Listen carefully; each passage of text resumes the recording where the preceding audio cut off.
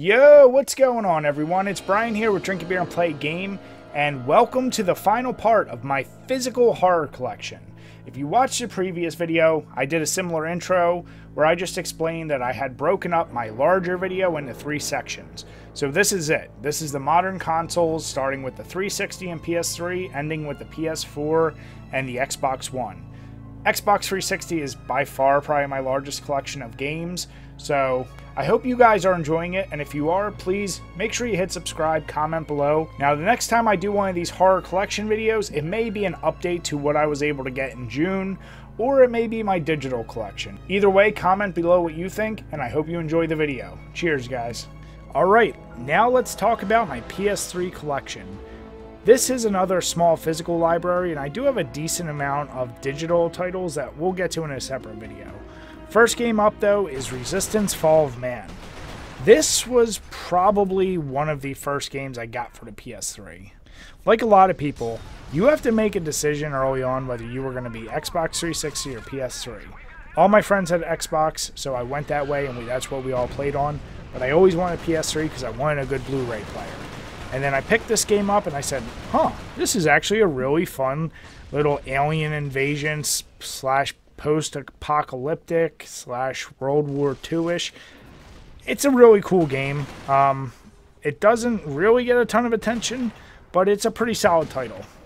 Alright, and next we have actually Resistance 3. Now, I got this from GameStop, I think for like $4 or something. I never actually played it because, once again, the first Resistance, although I liked it, it didn't really set in, and I've never put a ton of time into my PS3 library, unfortunately, because there are a ton of great games, and every time I play, I go, wow, this really is a good system.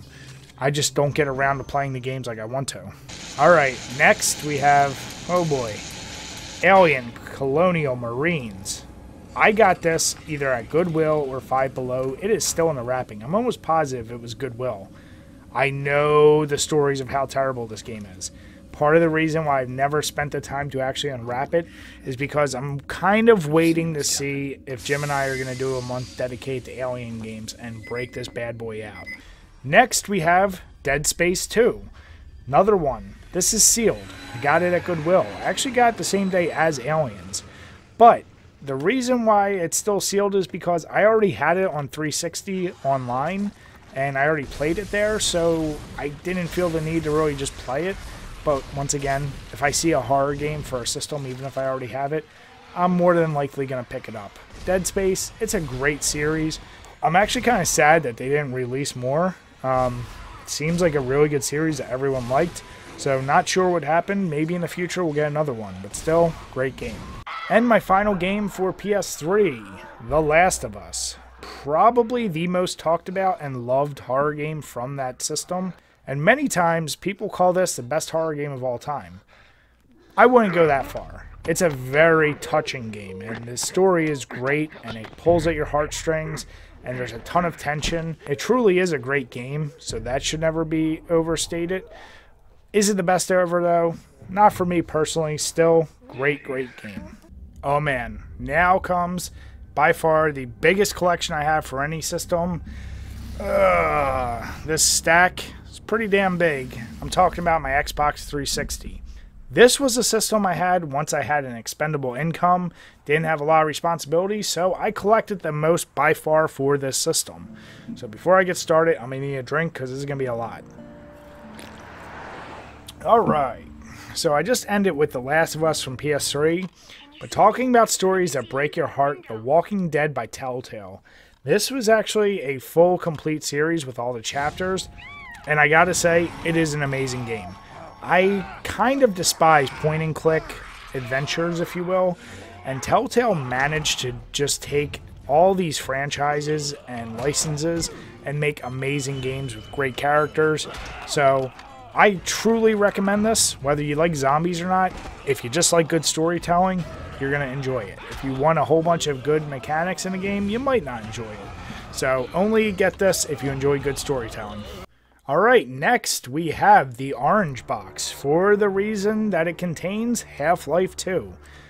That's another game. It could definitely probably be more sci-fi, but I'm sorry, that one level, Ravencroft, I'm messing it up, but it plays like almost a zombie thing. With everyone that has the crab heads on and you get the gravity gun, it's creepy, the whole town is desolate, so there's definitely horror elements within that game. So for that reason alone, I had to include this. Next, we have XCOM Enemy Unknown, and I mentioned earlier the UFO defense game.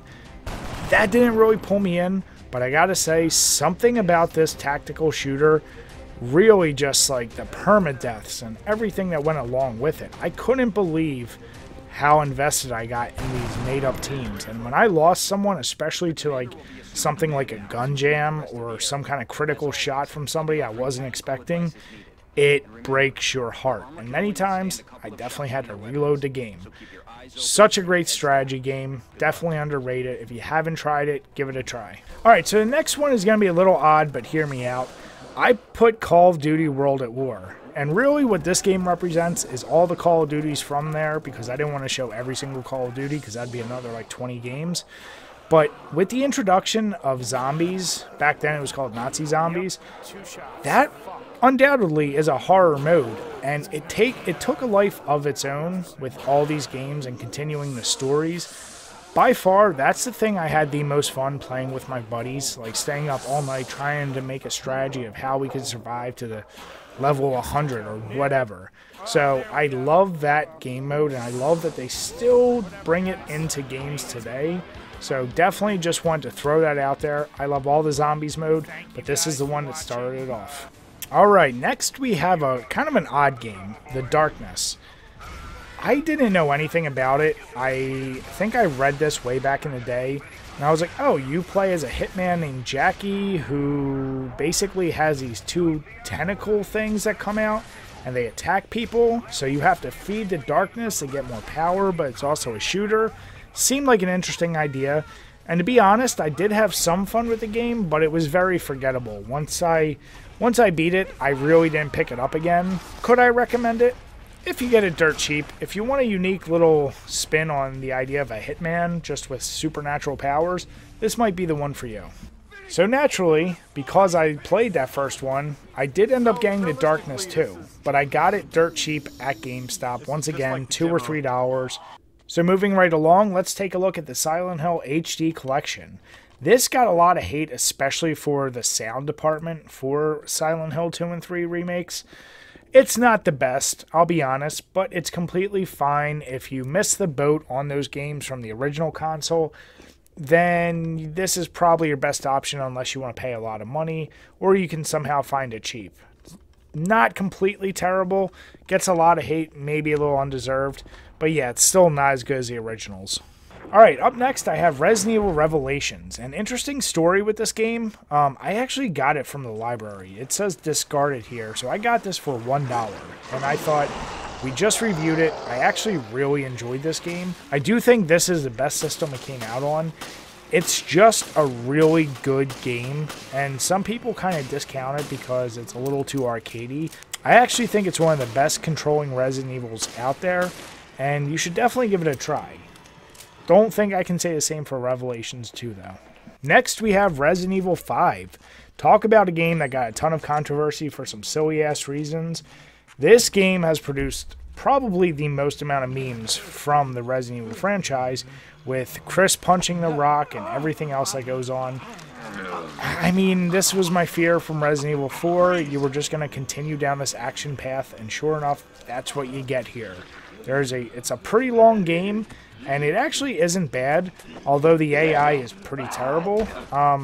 It's still a Resident Evil game, and I have played it at least twice, so if you're a fan of the series, it's probably a must-get, especially because it's still pretty cheap. Alright, and speaking of games people hate it, Resident Evil 6. I very rarely find people that say anything good about it, and when Jim and I reviewed it, I had already beat it before, but then I spent the full 30-some hours to beat every single campaign.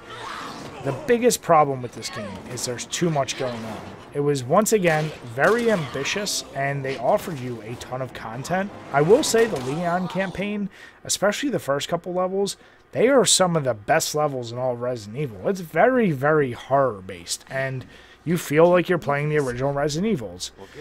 Unfortunately, then you play Chris's campaign and some of the others, like Ada's, and it takes all the steam out of you. But still, I don't get all the hate. Jim and I did review this, so if you want a game with a ton of content, give it a try. You might like it. Alright, next we have Red Dead Redemption Undead Nightmare. And this is one of the interesting cases where it's one of the first games I ever saw that was a DLC that was a standalone release. I played this before I actually played Red Dead Redemption. I am one of the people that are very late to the game whenever it comes to a Rockstar games, because I already know they're going to be good. I don't need to get them right away, and I'm probably still playing the previous generation's one because you can do so much. This is amazing. If you want a Western-style zombie game, this is right up your alley. Doesn't take that long to play, and I think even back in the day I got it pretty cheap, so you can probably pick this up dirt cheap. Give it a try. Oh, speaking of zombies, Left 4 Dead 2. I mentioned earlier Resident Evil was a game that changed my life. This changed my concept of multiplayer games and horror games. I mean, I've said many, many times on the podcast and on this site, this is the most fun I've had playing multiplayer with my buddies. When, especially like if you have split screen and one of you are playing as a zombie, it's obviously best online, but my God, is it fun. I mean, to dick over your friend, to be a hunter or a licker, and just pull them away from the group and hear everyone freak out. There's just so much fun to be had. And this is one of the first games where you can't just be a great player and go off and save everyone. As soon as you get separated from the pack, you are dead. So it forced you to be at work with your team. Fortunately, too many games are not like that these days. Excellent, excellent game. The only game to do that better was Left 4 Dead 2. And it took everything from one and just said, we're going to add more weapons, more melee options, more maps, and more special zombies. And you know what? It actually made it completely better. This is a perfect example of a sequel that's better than the original because it didn't take anything away from the original. It kept the core mechanics and everything you loved, just added a little more fun to it. So, to me, this is the best co-op game out there, and honestly, probably one of the best zombie games out there. Alright, so I'm putting up two games here. This is another one I struggle to say, is it horror or not? So, Gears of War and Gears of War 2, you know, if you look at the creatures and how it comes about, and even the trailers for the games, it's very horror-esque, but, like, you're not intimidated at all. So, in theory, I look at this the same way as I look at Doom. Like, you're going head-on against these monsters, you're not trying to hide from them. Still, given the monsters and the state of the world when you're playing, I think you could easily say both of these could be in the horror genre. Alright, so I covered its sequel, but the original Dead Space. When I played this game, I heard that this is such a great horror game, maybe one of the scariest, maybe one of the best. I felt like I was going into it and it might have been overhyped. Then I played it, and dear God, was this game great. What really separated this from other games like Resident Evil and Silent Hill is the focus on targeting specific limbs and needing to be very efficient with your shots was a game changer. Like, it's obviously the monsters are scary and the setting is great, but man oh man, like, if you weren't good at your shooting in a very short span of time, you were going to die. And I absolutely love this game. For sure, one of the best horror games of its generation. Alright, another, not sure if it's horror, but Dark Souls 2. These games are way too friggin' hard. I appreciate that you keep trying and you get better, yada yada yada. I don't really like these games as much, so I can't say nothing too good about it. But given the monsters and everything you fight, I think horror could apply, even though maybe it's a little more fantasy-based. Alright, this next one's interesting. Dante's Inferno. So, this takes Dante Alighieri's Inferno and turns it into a video game. And anyone that's not familiar, basically Dante is portrayed as a poet who travels through the 9 circles of hell.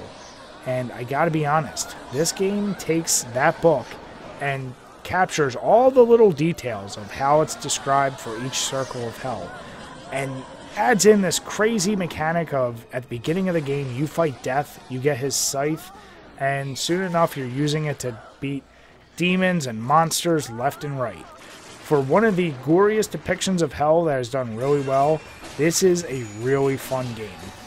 Alright, coming to us from Clive Barker, we got Jericho.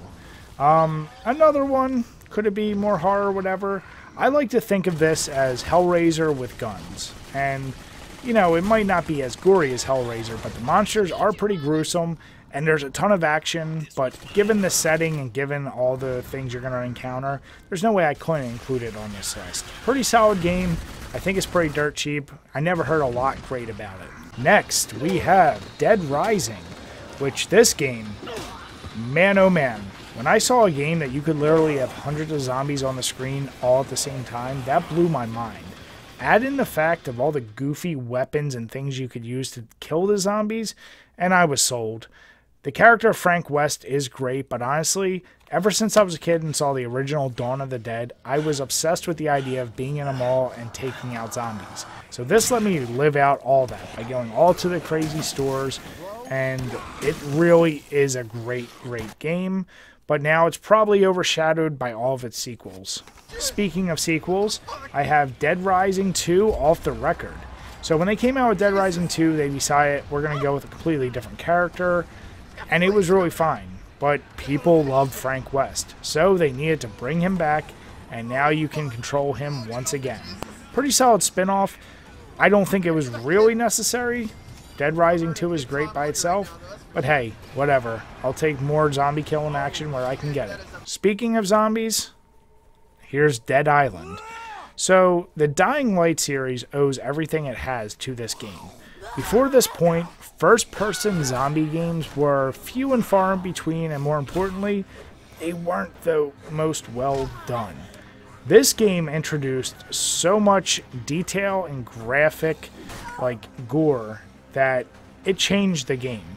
You could no longer just mow down hordes of zombies like you could from Dead Rising and Left 4 Dead.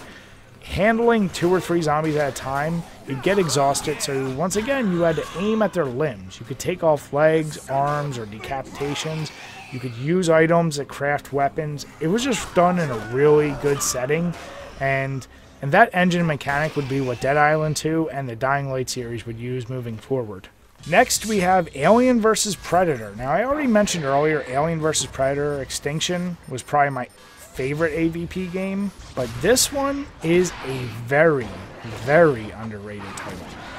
It's a first-person game where you can play, once again, aliens, predators, or marines, and this was one that the multiplayer was actually done really well when you could get into the servers. All 3 played so differently that you truly had to master them. The Marine was obviously the easiest, the Predator was somewhere in between, but mastering that alien and the melee, it was really tough. But put aside the multiplayer, they each had their own campaigns once again, which I really enjoyed. It's another one that doesn't get much love, and while I'm not saying the game was perfect, it really was enjoyable. So check it out if you love the series. And my final game, I have Castlevania Lord of Shadow. And you know what? This is probably my second or third favorite Castlevania game. I know that's blasphemy to say, but it's a crime that it is so underrated and people don't appreciate. The graphics, the sound, the settings especially, how many different type of bosses you have, and it's without a doubt the best 3D Castlevania game out there. So I think this is one that doesn't get the appreciation it deserves. When this first came out, I was just blown away by the presentation, and it still holds up today. So if you haven't already, be sure, try this. Alright, and moving right along to my PS4 collection, I only have 4 games, and the first one is The Last of Us Remastered. I'm generally not a huge fan of remasters, but this is another case where I actually had a GameStop gift card. This and the next game I'm going to show were dirt cheap, and I said, whatever, I'll just add it to my collection because I really did enjoy that first game. So, I had to pick it up.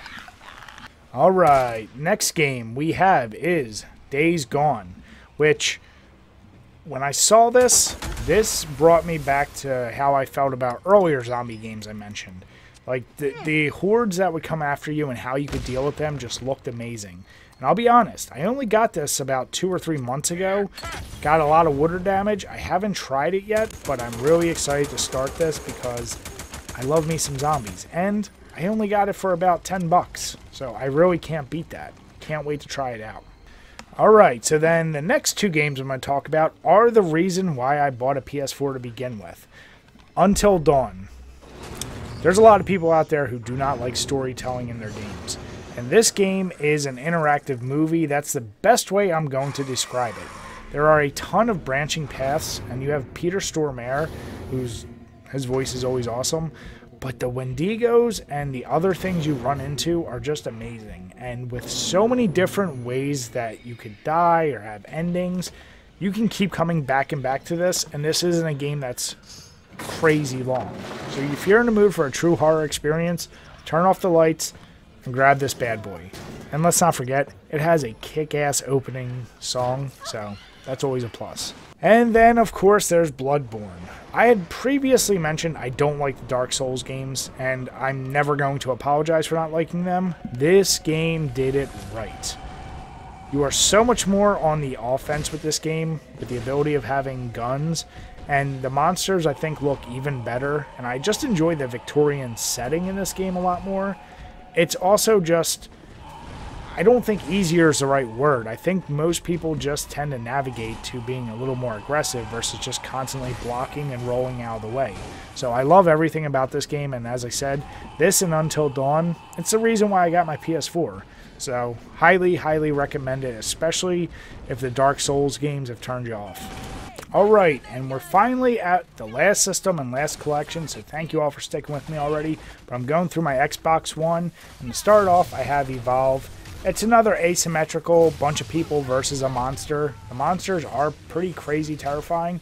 Although it's not truly a horror game, I get feelings like Left 4 Dead just with a more focused giant monster. Jim and I have already mentioned many times.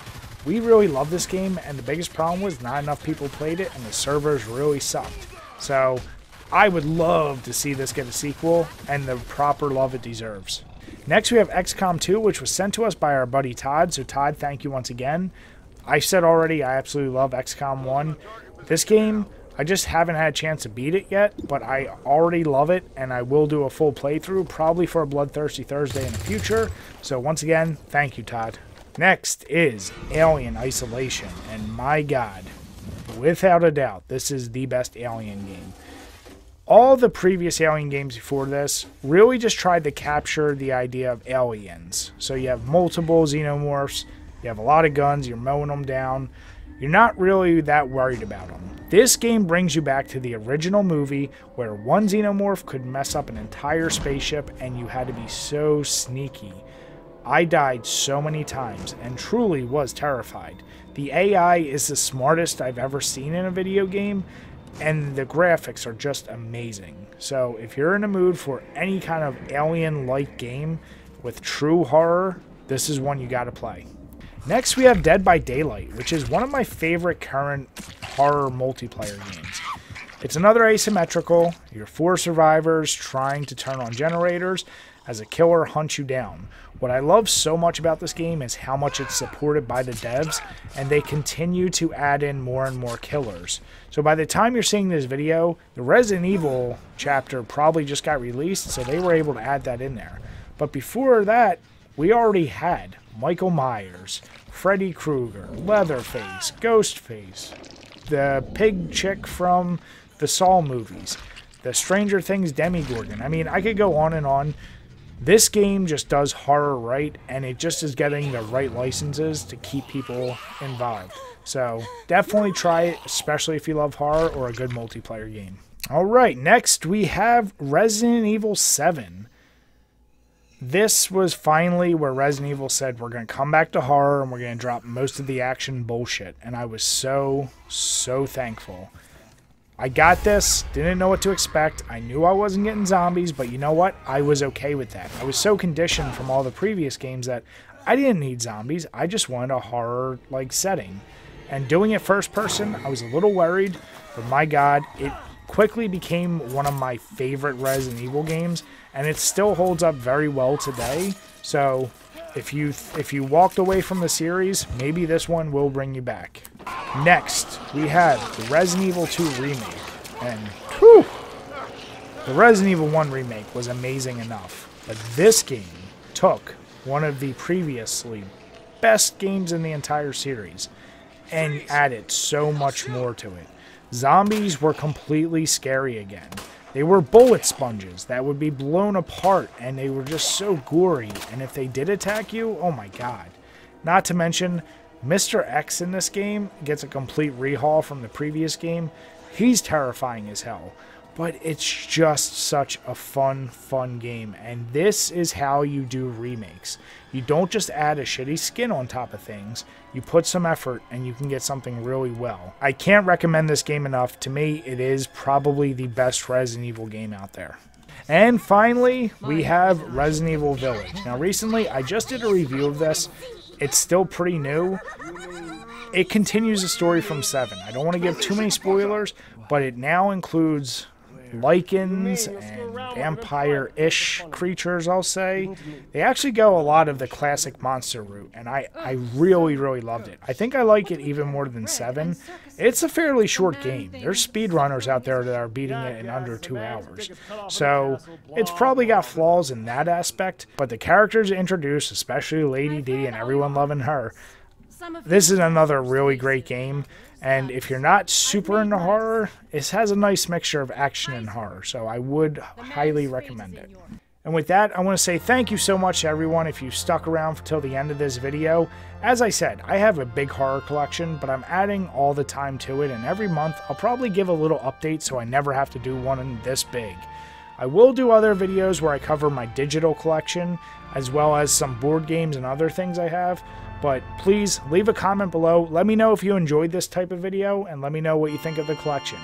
Until next time everyone, cheers!